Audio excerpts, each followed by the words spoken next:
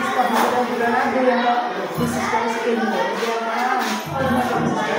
और जो लैटिस पद्धति 2 अंक विशिष्ट शिखेइले 3 अंक विशिष्ट शिखियो कि रे ठीक अछि पिले रख रख आमे उडा 3 अंक विशिष्ट संख्या गुणन करिवा धरो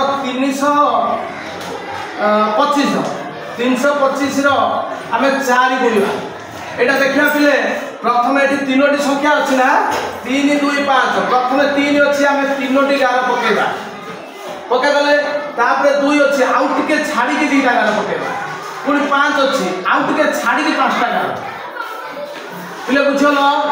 तापरे 4 गुणिवा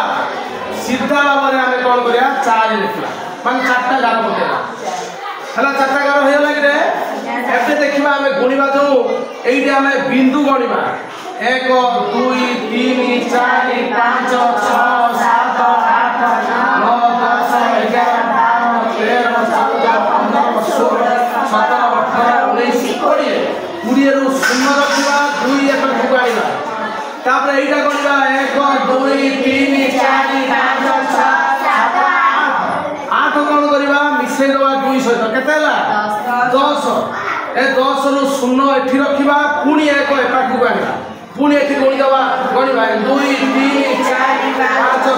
7 8 9 10 11 पुणी एठी कोन करिया ना 12 को मिसे दवा केते हला ए 13 एठी के नेगा पिले बुझलो ना लैटिस पद्धति गुणन आज्ञा धन्यवाद पिला।